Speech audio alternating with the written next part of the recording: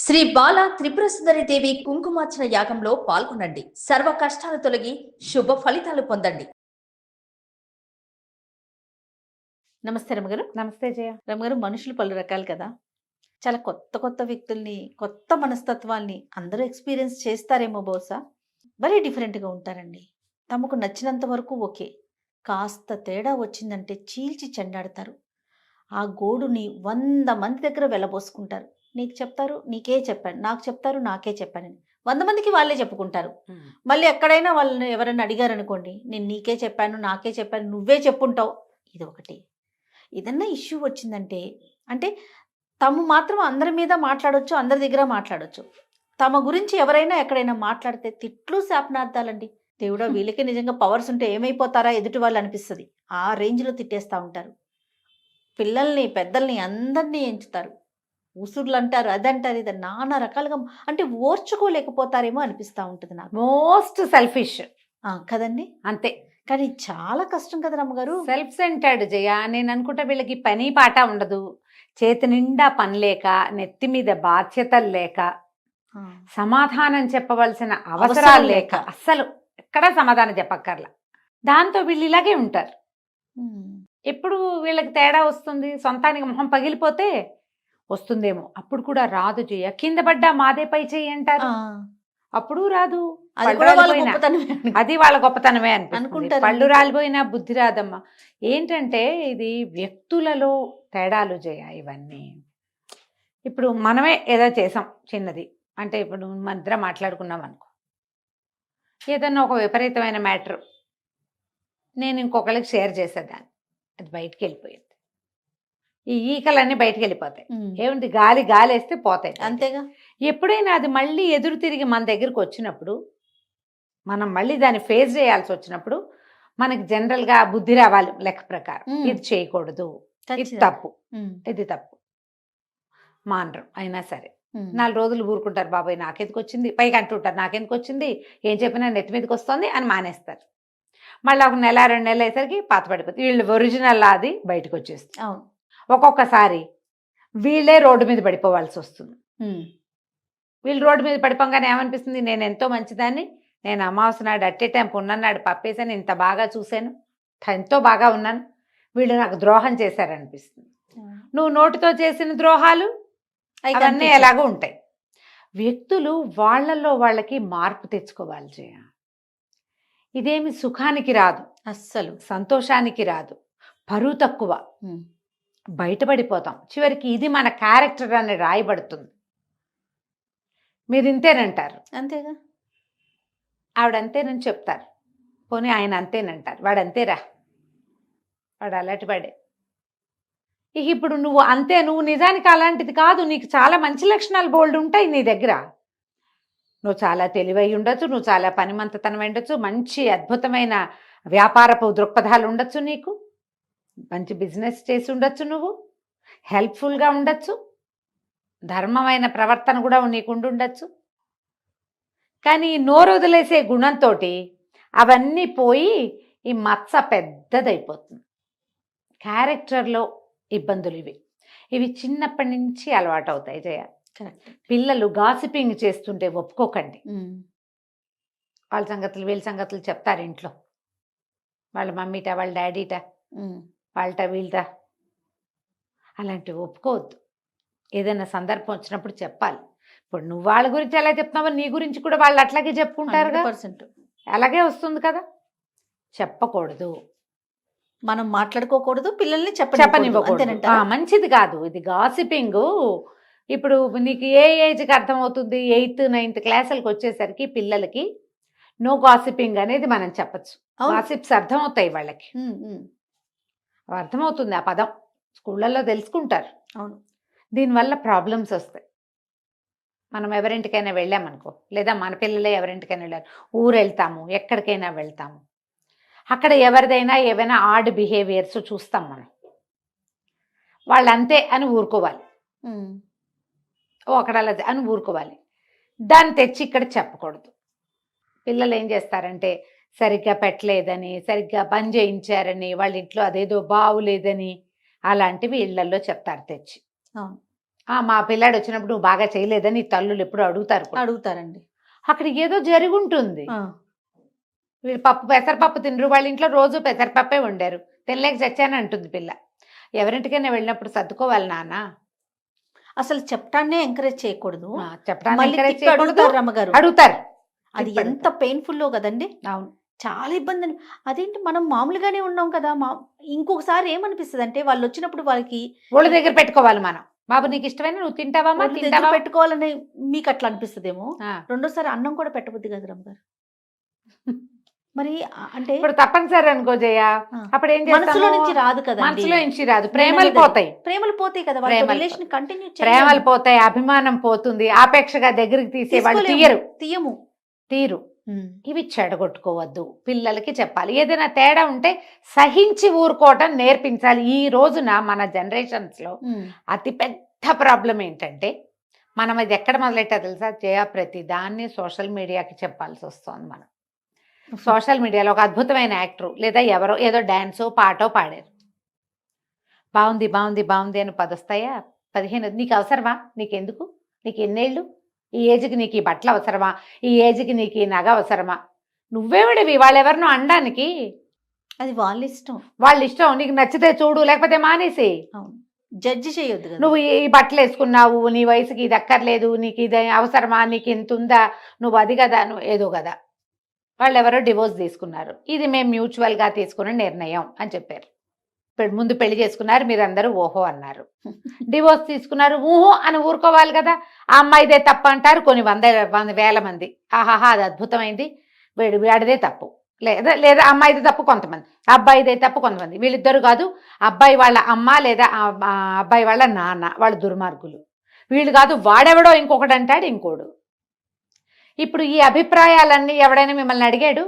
మీ అభిప్రాయానికి ఏమైనా విలువిందా? మీ లోపల ఉన్న చేదంతా మీరు బయట పెట్టుకుంటున్నారు కాదు. అంతే. నీ అవసరమా? నువ్వు ఎంత గింజు చచ్చినా వాడు కలిసేది లేదు, చెందేది లేదు. ఒకవేళ కలుసుకున్నా వాళ్ళు ఏం క్యాజువల్గా మామూలుగా ఫ్రెండ్స్ లాగా ఉంటాము అని చెప్పారు, ఫ్రెండ్స్ లాగానే ఉంటున్నారేమో మనకు తెలీదు. కానీ ఇలా ఏం చూసినా మన మాట బయటికి చెప్పడం అనేది ప్రాక్టీస్ అయిపోయింది. దానివల్లే ఇట్లా నోటుకు దానివల్ల ప్రతిదానికి ఒక కామెంట్ పాస్ చేస్తున్నారు జయ. అదే పెద్ద కారణమేమో అనిపిస్తుంది. ఏదో చూస్తాము, బాగుంటే బాగుంది అనాలి, బాగోపోతే మానేయాలి. అసలు బాగుందని కూడా మీరు అనక్కర్లా, అనకపోయినా పర్వాలేదు. దాని నుంచి ఎలా డెవలప్ అవుతుంది? ఇది ప్రతి దాన్ని మనం ఇలాంటి కంటితోటే చూస్తున్నాం జయ. ఇదే కంటితో చూస్తాం. ఎవరైనా ఓ పిల్ల డ్రెస్ వేసుకుంటే మాట్లాడతాం, వేసుకోకపోతే మాట్లాడతాం, చిన్నది వేసుకుంటే చిన్నదని, పెద్దది వేసుకుంటే పెద్దదని, నీ ముక్కు వంకరగా ఉందని లేదని. అబ్బా వంకర ముక్కు పిల్లైనా ఎంత ముద్దుగా ఉందంటారు కొంతమంది, దీని ముక్కు ఏమిటి అంత వంకరగా ఉందంటాడు ఇంకొకడు, వాడికి ఆ వంకరే కనపడుతుంది. ప్రతి దాన్ని చీల్చి చెండాడటం మనకు అలవాటైపోయింది. దానివల్ల ఏది కూడా మనము ఎక్కడ ఇబ్బంది కలిగినా ఓర్చుకోవట్లా, సహించట్లా, ఊరుకోవటల్లా. వాక్ స్వాతంత్ర్యం ప్రబలిపోయింది. మనం పిల్లల్ని అనుకుంటున్నాం కానీ మనం కూడా అంతే. పెద్దోళ్ళలోనే ఉందండి. ఇప్పుడు మీరు ఇంతకు ముందు అన్నట్లుగా పిల్లలు ఏదో ఎవరింటికో వెళ్ళారు, వాళ్ళ ఇంట్లో ఏదో ఫుడ్ బాగోలా, ఏదో నచ్చలా, పిల్లలు మళ్ళీ తిరిగి ఇంటికి వచ్చి చెప్పినప్పుడు అదేంటి అట్లా ఉంటావు, ఏదో ఒక పూట 2 పూటలు ఉన్నప్పుడు వాళ్ళకి తోచింది ఏదో పెట్టారు, నాన్న అట్లా అనకూడదు అని చెప్పరు. అని చెప్పకపోగా మా అబ్బాయి వచ్చినప్పుడు నువ్వు బాగా పెట్టలేదంట అని చెప్పి తిరిగి అడిగితే అడుగుతారు. మనుషులా రమ్మ కదా, మనుషులే. మేము చాలా అద్భుతమైన వాళ్ళం. మీరు మా ఇంటికి వచ్చినప్పుడు మేము ఎంత బాగానో చేసి పెట్టాం, మీరు మా వాడికి అట్లా పెట్టలేదు.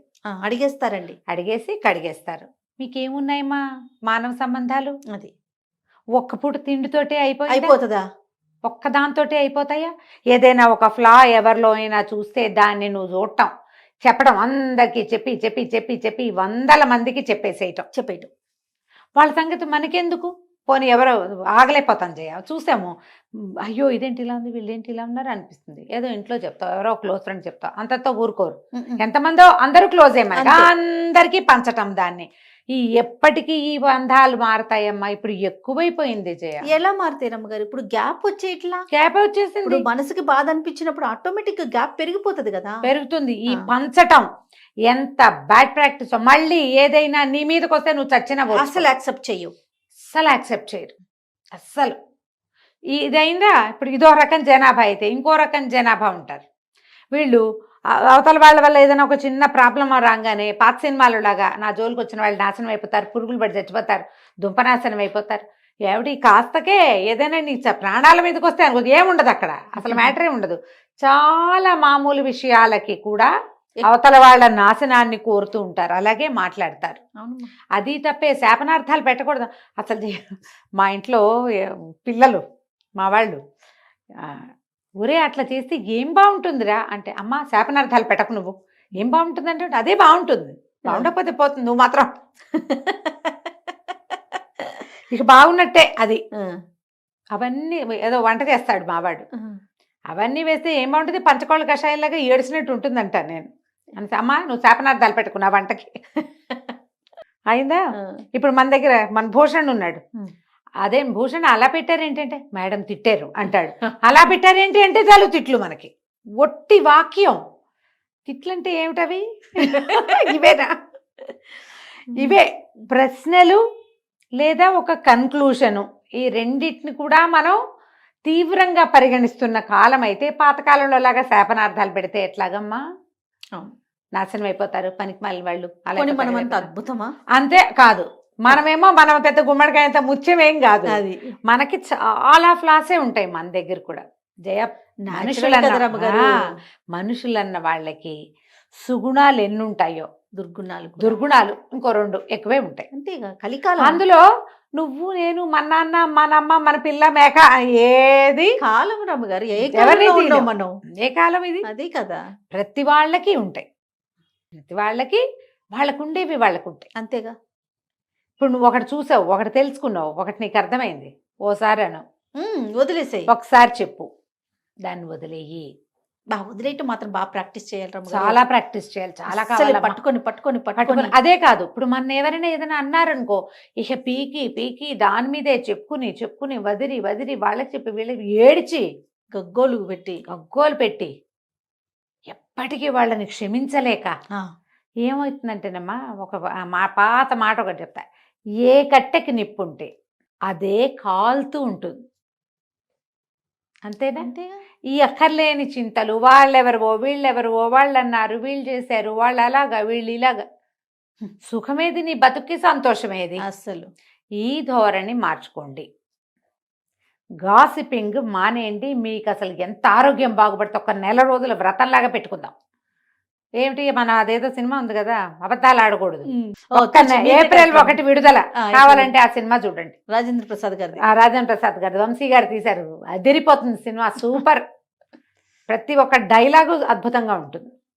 మీరు 1 నెల రోజుల పాటు ఎవ్వరి మీద గాసిపింగ్ చెయ్యొద్దు, మీ ఆరోగ్యం ఎంత బాగుపడుతుందో చూడండి. మీకు విటమిన్ డెఫిషియన్సీ ఉండదు, అక్షరాల నమ్మండి.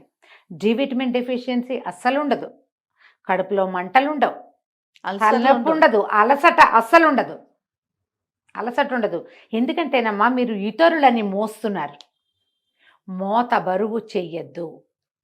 మీరు అనవసరంగా ఈ రకమైన ఎమోషనల్ థింగ్స్ని క్యారీ చేయటం వల్ల, ఈ బ్యాగేజ్ వల్లే మీరు ఆ బరువు కింద పడి కుంగిపోతున్నారు. అసలే ఎవరి మోత వాళ్ళకి ఉంటుంది కదా రమ్మగారు, ఎవరికి తగ్గ మోత వాళ్ళకి తగ్గదు కాదు, కొంచెం ఎక్కువే ఉంటుంది. పక్కన మోత మనకే లైఫ్ స్ట్రెస్ చాలా ఎక్కువ ఉంది మనకి. ఎందుకంటే ఎప్పుడు కూడా మన గుర్రానికి ముందు కట్టిన క్యారెట్ లాగా మన జీవితాశయం మనకి ఇంత దూరంలో ఉంటుంటుంది. ప్రతివాడికిను అందదు, కనపడుతూ ఉంటుంది కానీ అందదు. అదే పెద్ద స్ట్రెస్ కాదు మరి. ఆ ఉన్నదానికి తోడు మీరు ఇతరుల వ్యవహారాలను ఎందుకు మోసుకుంటారు? ఎందుకు మోయటం? మొయ్యద్దు అంతే. మీ సంగతి ఒకళ్ళకి చెప్పేసామని సంతోషించండి చాలు. మీ కష్టం ఉంది బోళ్ళంత కడుపులో, మీకు నచ్చలేదు, కళ్ళకి చెప్పండి. మీ ఫ్యామిలీ వరకు పరిమితం చేసుకోండి, లేదా దేవుడి దగ్గర కూర్చొని చెప్పుకోండి బాగా, దేవుడా వాళ్ళు దుర్మార్గులు, వీళ్ళు దుష్టులు, వాళ్ళు అలాగా వీళ్ళు ఇలాగా, నేనేం చేయను, ఇలాంటి చెత్త మనుషుల మధ్యలో బతకాల్సి వస్తోంది, నన్ను రక్షించు దేవుడా అని చెప్పేసుకోండి. రాసిపారేయండి, ఏదైనా రాయండి కూర్చుని, వాళ్ళ తాలూకు ఒక చెడు వాక్యం అనుకుని ఒక శ్రీరామ రాయండి, రామకోటి తొందరగా ఫినిష్ అయిపోతుంది. లోకంలో అంతా చెడే ఉంటుంది, మనది కాందంతా చెడే మనకి, అంతే కదా. కాబట్టి ఇలాంటి ధోరణితోటి ఉండండి అమ్మా, ఆరోగ్యాలు పాడు చేసుకోకండి. ఇవాళ రేపు వస్తున్న మెంటల్ స్ట్రెస్లో 50% ఇతరుల వల్ల వచ్చేదే, అంతే. వాళ్ళ వల్ల రాదు, వాళ్ళని గురించి మనం ఆలోచించడం వల్ల వస్తుంది. అవి మానేసేయండి. రైట్. నమస్తే. నమస్తే జయ.